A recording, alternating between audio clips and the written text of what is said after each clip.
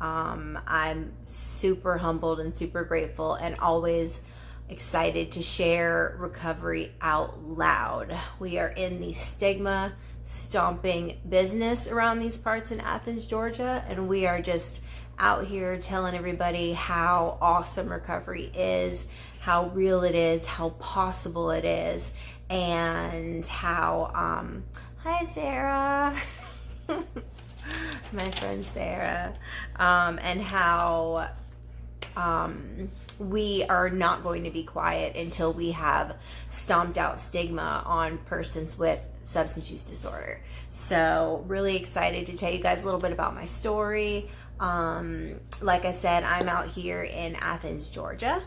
I am 40 years old. I know you're not supposed to ask a woman how old she is, so I'll just give that up to you. I am 40 years old, which means I did not come into recovery until, I was in my 30s and my mid 30s. And, I would like to say that, I wish I would have gotten it sooner. I see so many young people coming into recovery, and it just makes me so happy, and it makes my spirit just so elated, because it's like, man, I wish I would have gotten all that, earlier. But you know what? Sometimes it takes what it takes, right? It takes what it takes for people to get sober. And for me, it sure did take a lot. I did, went through so many things, and I tried so many different ways to get sober. So just to give you a little bit of, background on me, I am actually from Massachusetts. So I'm a New Englander. So I was like a Patriots fan, all that. And I was a huge Tom Brady fan. I come from a big Italian family. So my family is from Sicily. So it's like we eat a lot of pasta and drink a lot of alcohol. And that's kind of like our culture, I grew up in a alcoholic household. Actually, most of my family was pretty heavy on the alcohol. But just growing up, it was always just the lifestyle. It was birthday parties and communions and confirmations and all of this stuff. And so, growing up in that culture, it was very normal to have, Bacardi and wine and all the time. So, my father, was an alcoholic, and I lived in a little bit of a chaotic household. So there was some abuse that happened, there was, my dad was kind of one of those like explosive alcoholics, right? And it was like one of these things when I came home, I never knew what I was coming home to, right? Was I gonna come home to my dad like hanging out and watching movies, and we were gonna like have fun together and eat snacks? Or was I gonna come home to him being drunk, hitting my mom, smashing the whole house? What was I gonna come home to? I never knew. So it constantly had me living in like this state of like fear and anxiety, and always worried about like my mom. It kind of put me to a point where I had to grow up very fast. I also have a younger brother and younger sister. And so I was kind of like the protector, at a very young age. I was trying to cover their ears and cover their eyes and pray over them and protect them from the chaos going on, and always looking out for my mom, and I was very prayerful as a child. I've always had like a prayer life, and my family moved around a lot. So it was kind of like one of these things where there was like an elephant in the room all the time. I would go to these new schools, and I was never able to confide in anybody about what was really going on at home. And I feel like in that, it made me lose my voice. And I feel like that is a huge part of my story, because when I lost my voice, I also lost my identity. I didn't know who I was. I just knew that I had to keep things peaceful, and I had to keep things calm, and that I had to protect people. And so growing up, without, the ability to just be a kid, right? Because when you're young, you're supposed to be learning how to ride bikes with training wheels, and you're supposed to be making friends and playing kickball and stuff like that. And that, was not my childhood. I always had to be home in the house. My parents were very, very strict with me. Whenever somebody said my name, it was never a good thing. It was always like, why did you do this? You did this wrong. You did something bad. And I kind of kept that voice in my head for a really long time. You're bad. You're wrong. You can't do anything right. And that voice and those affirmations just continuously, played in my head and put me into a place where I had almost like self-hatred. And it developed into different things like eating disorders and codependent relationships and people pleasing and, all kinds of different things. So I just feel like that's a really important part of like young childhood trauma and how it just spills over into your whole entire life. And really had a big part to play in why I wanted to change the way that I felt. So, I didn't really start using, I had some, depression issues when I was like 10 and 11. I used to journal a lot as a kid. I was very introverted, so I would just journal a lot, and I had a cat that I just loved, and it was just like me and my cat in my journal, and that was like my little bubble, because that was safe to me. And so growing up, it was really hard for me to make friends, besides the fact that I went to 12 different schools by the time I graduated high school. It was very hard because I feel like as a person who was born with the, disease of substance abuse disorder, it's like we always have trouble fitting in, right? Like we can't find our niche. Like who do we fit in with? What group? Usually the group we find isn't the greatest group. So when I finally did start to make some friends, it was in high school, right? So I was doing like high school things, just regular high school kind of stuff, pot, acid, mushrooms. I did like the raver thing for a little while, I was like the girl with the Jenko jeans. I don't know if you guys remember Jenko jeans or not. that might be outdated for you. But I was really big into like raving and just partying. And I remember, in high school when alcohol became my solution. So I was at this party, right? And of course, like feeling like super awkward at this party and very uncomfortable and very insecure. And I remember I was drinking, I think we were drinking like Boons or something. Like this is like way back, like the big 40s and stuff. And I remember I was drinking and all of a sudden something happened. It was like something clicked. All of a sudden, I was funny and I was charming and I was smart and people liked me and I didn't feel nervous and I could talk to people and it was like so amazing. Finally, I had found my solution and I ran with it. I started hanging out with the party people who were drinking, people who were smoking. I still did really well in school, kept that.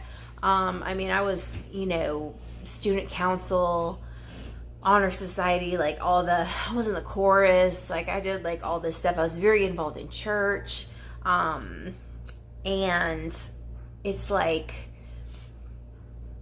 I was able to be a functioning person with substance use disorder. So I could still work, I could still go to school, I could still get good grades, and I could party, on the weekends or maybe Thursday, Friday, Saturday, Sunday, and that was fine. Things didn't really get a little bit tougher until I got pregnant with my son.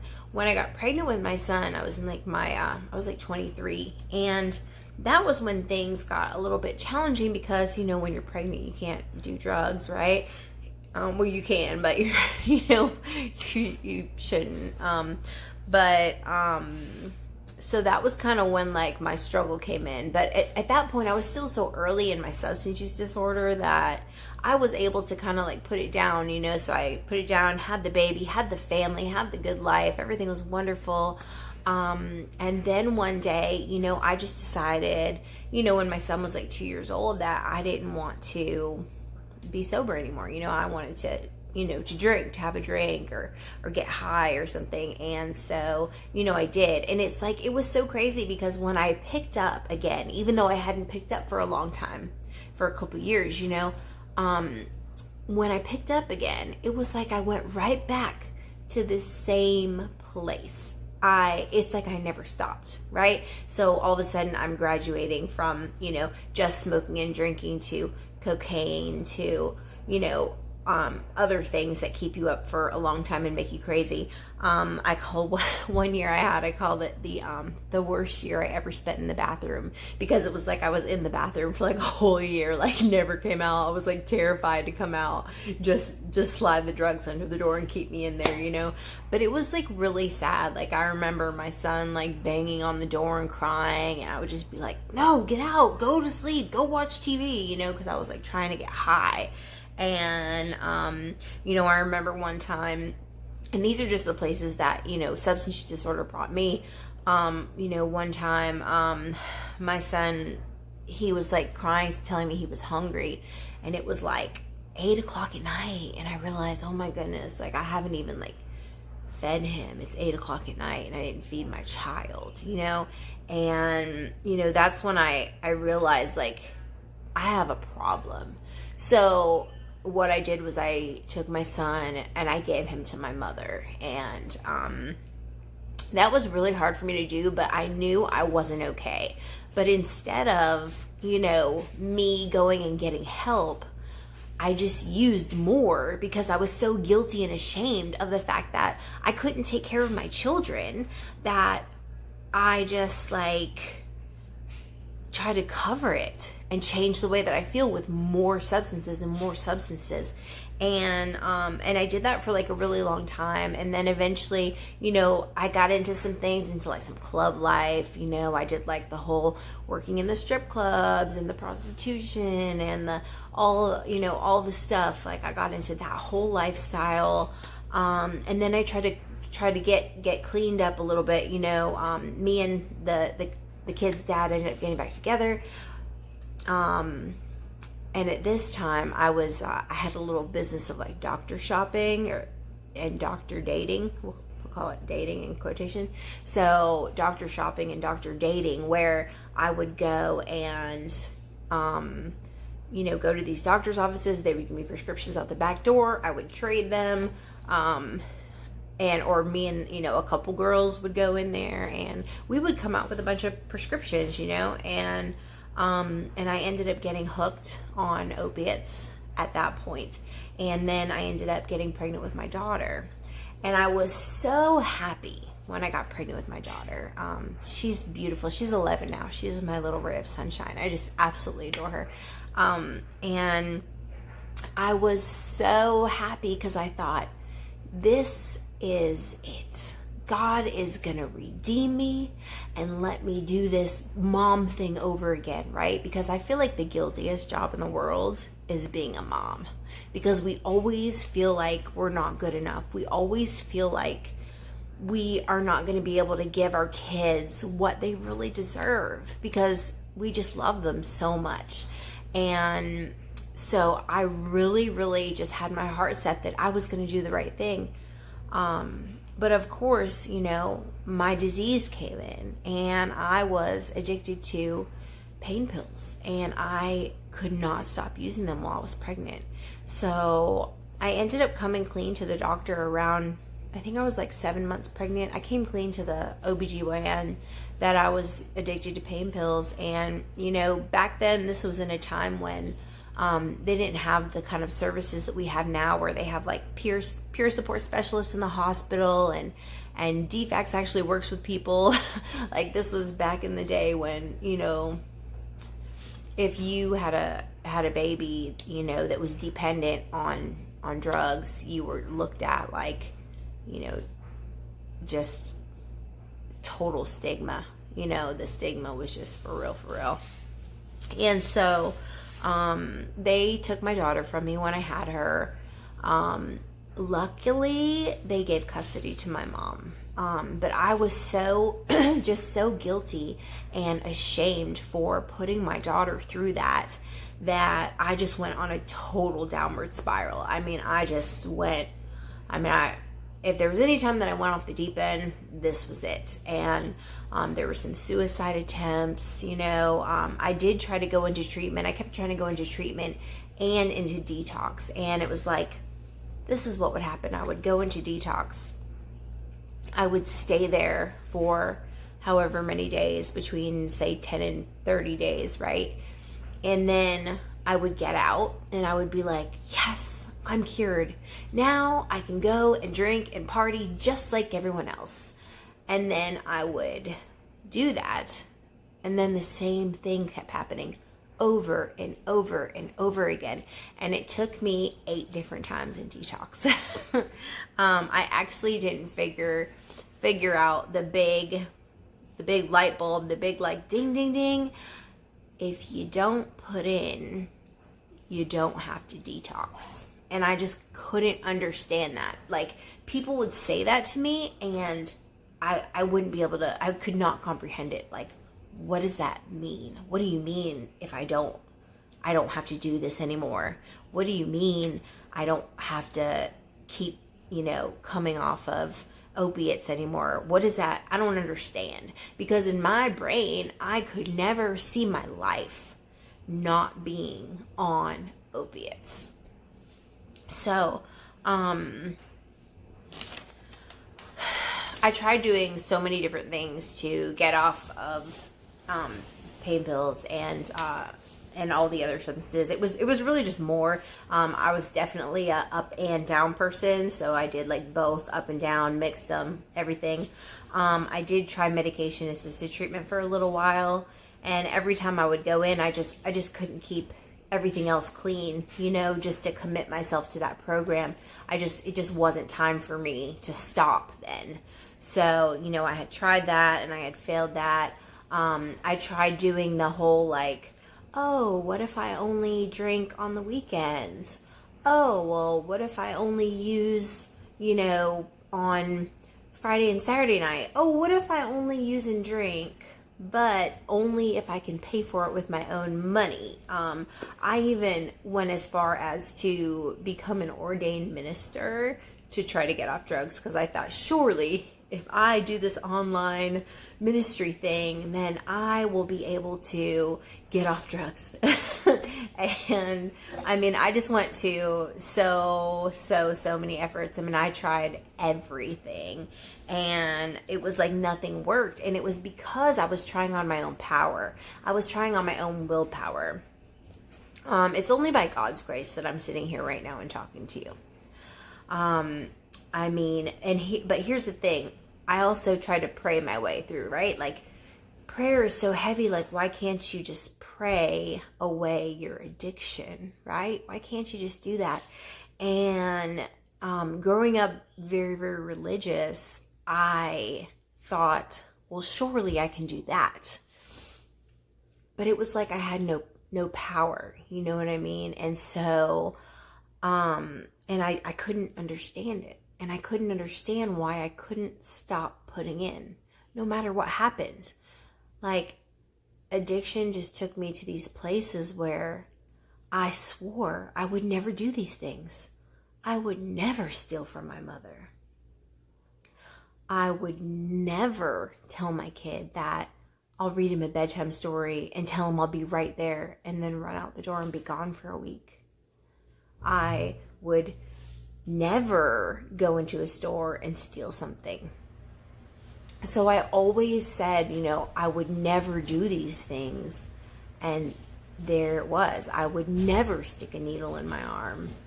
I would never use somebody else's needle after them. I would never, do something that could put me in jeopardy to go to jail. And then however many felonies later, here we are, So there was just like so many things I said that I would never do. And that's just where my substance use disorder brought me to. And it was like, I keep going back to this where I say, I feel like I lost my voice. I lost my identity. I didn't know who I was. All I knew is that, if I could just get everybody else to leave me alone and I just had all these drugs, then I would be just fine, right? Because it was always everybody else's fault, right?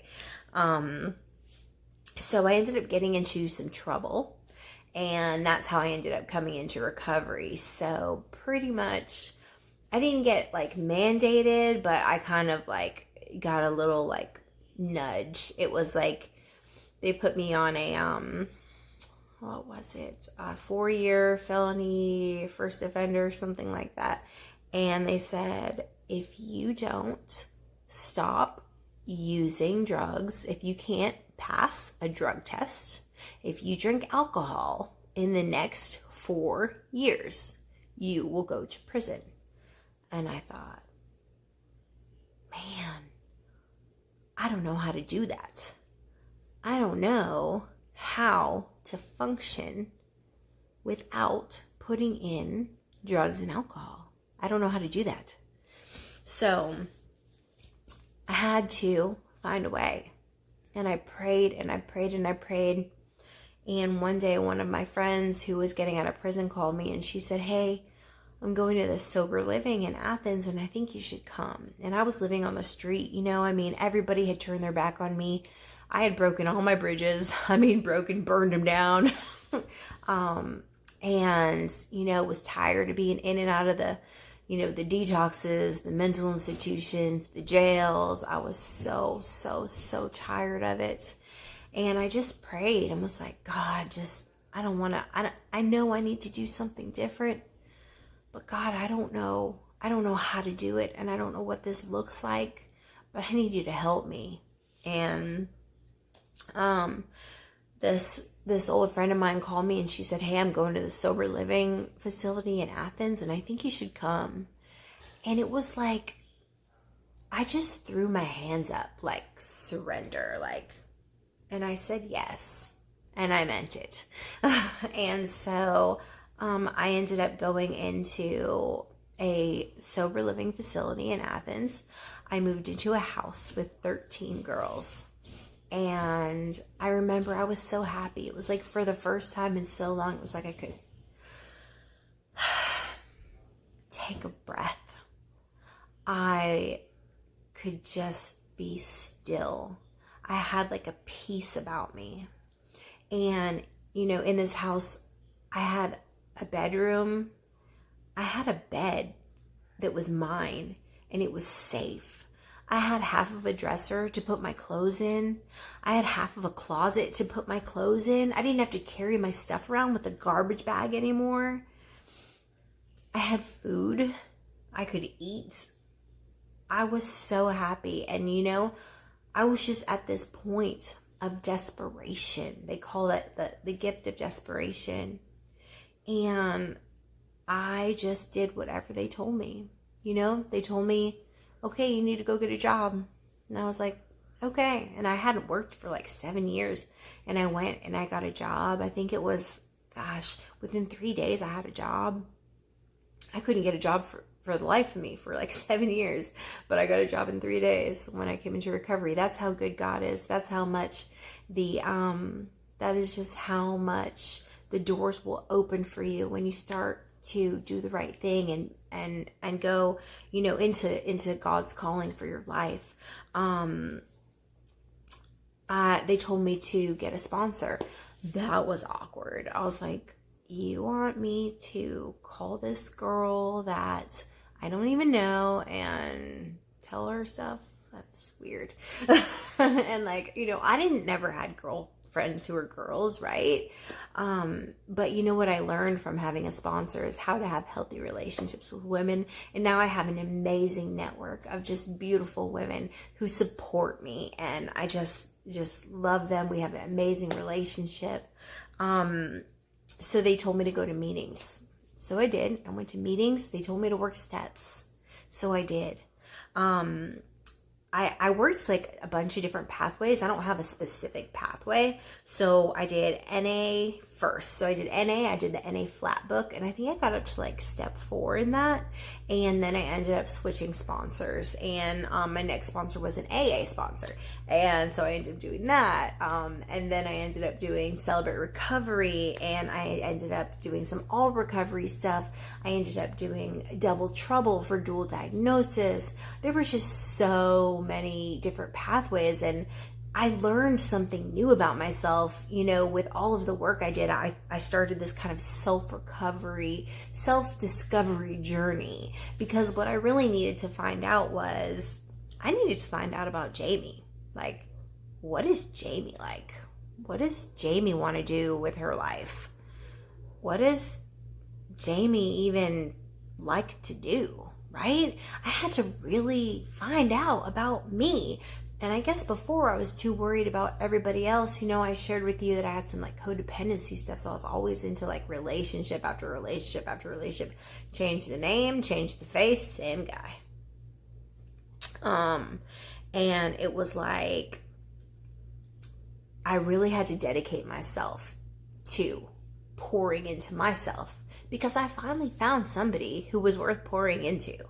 And, it was amazing when I started to realize that, because, you know, I talked earlier about, you know, the voices, you know, in my head that were always telling me, you know, you're not good enough, you suck, you can't do anything right. So I began to be able to celebrate myself through my recovery, you know, celebrate my victories, and found out, you know what, like, I was good at things, and there was things that I liked, and my opinion mattered, and it was valid. My feelings were valid, you know, and I never thought my feelings were worth anything before. But then I found out that I was worth something, and that I was beautiful, and I was strong, and I was bold, and I was faith-filled, and I was courageous.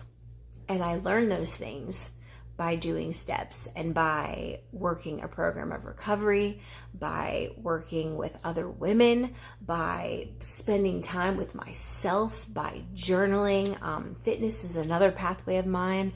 I always tell people when they're looking for their pathway to, like, it's almost like a love language. Your pathway is kind of like a love language. Like, my pathway now is service. I love to serve in the recovery community. I serve in many different facets.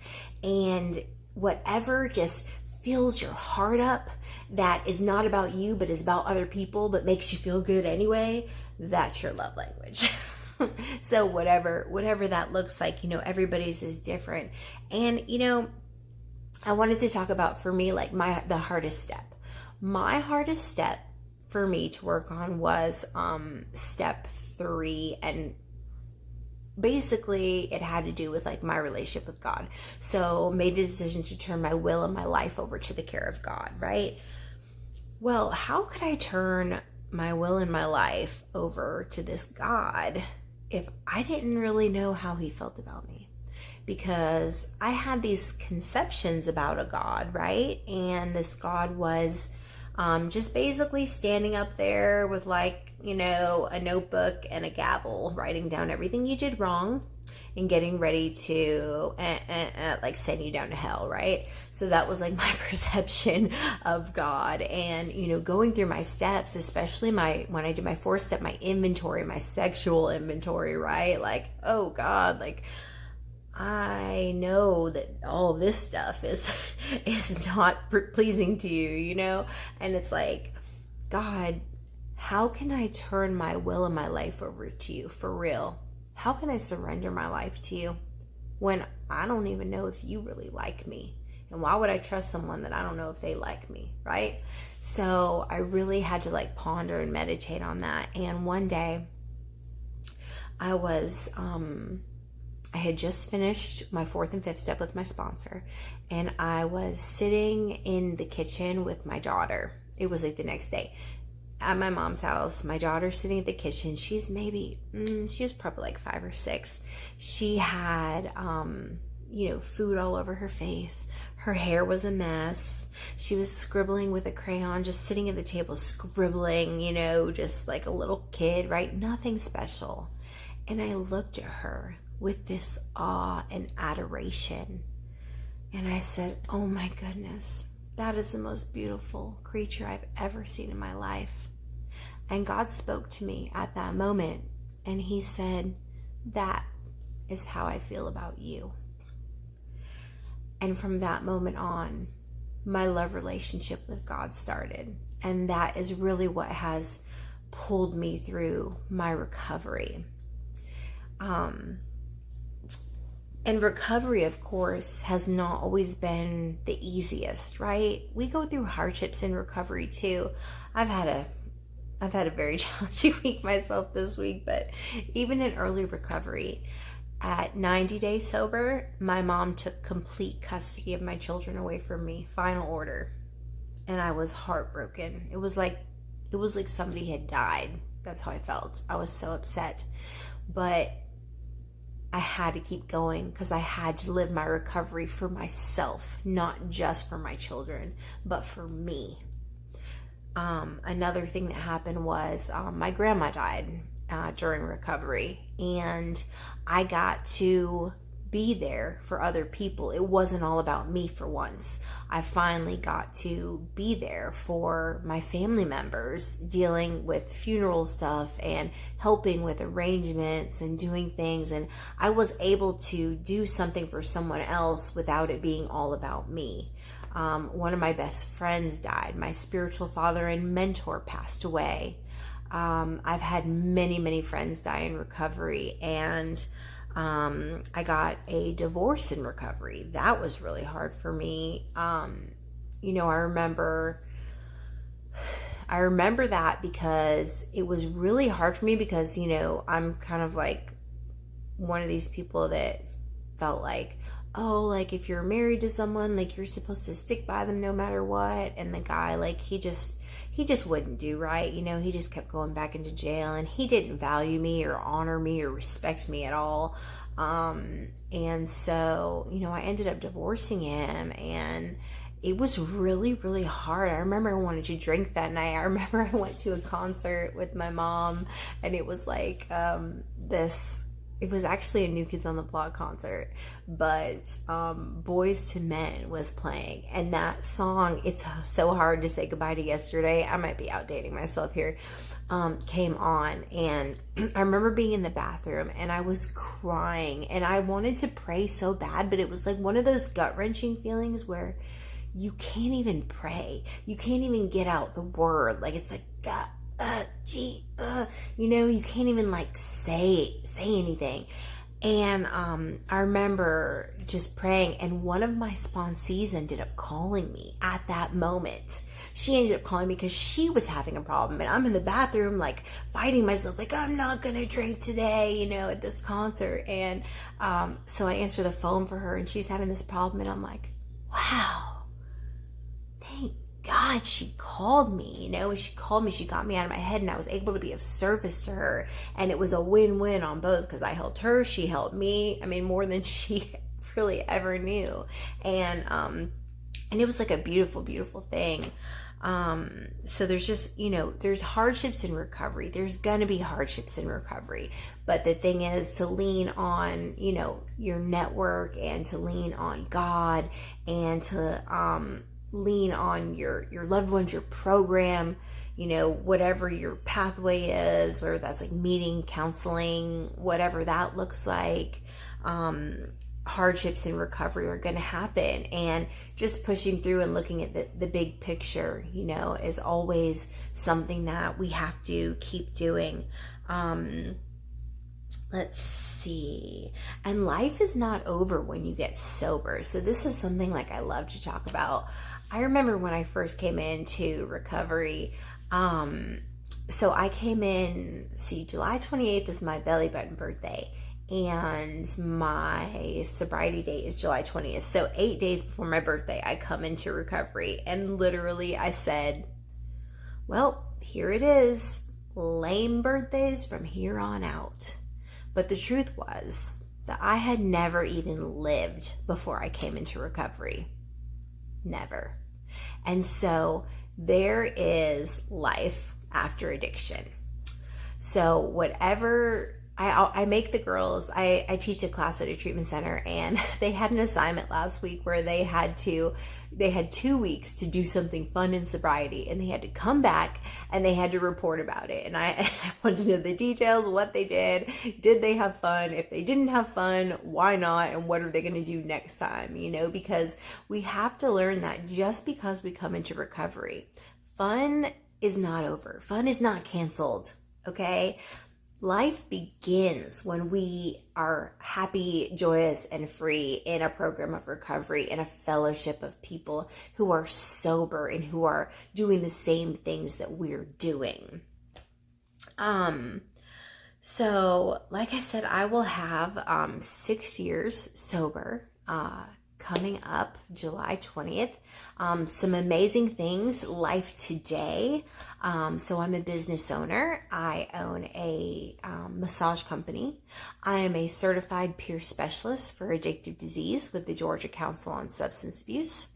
I am, I work in service all over the Athens community. I am all on social media platforms. I have a YouTube channel that's Jamie Tall. I have a show called Recovery Inspired Hope, where I get to interview people and tell them, they get to tell their story on my show about, their stories of overcoming and victory. And that's what it's all about. I have an amazing relationship with my children today. I have a 17-year-old son. You guys, pray for me, okay? Teenage years, I hope that I don't get back everything that I gave my parents, but it's looking like it might go that way. So just keep me in your prayers for that. But you know what, for real though, I feel like I have enough faith and I'm enough like open-minded and I speak enough about recovery that if my children do fall into the depths of addiction, that they will know where to turn before things get too out of hand. I have faith in that. They have a praying mama. So also, I have this amazing relationship with, my community, my friends. I am getting married in October, so I actually have like a healthy relationship, and this guy is such an amazing father figure to my children. My children adore him, so those of you with broken families, just keep the faith alive and the hope alive that God is going to bring for you single mamas out there, that God is going to bring a man for your children as a father figure. It doesn't have to be their real dad. So I'm just so blessed with that. Me and my mom, we actually have an amazing relationship today. She is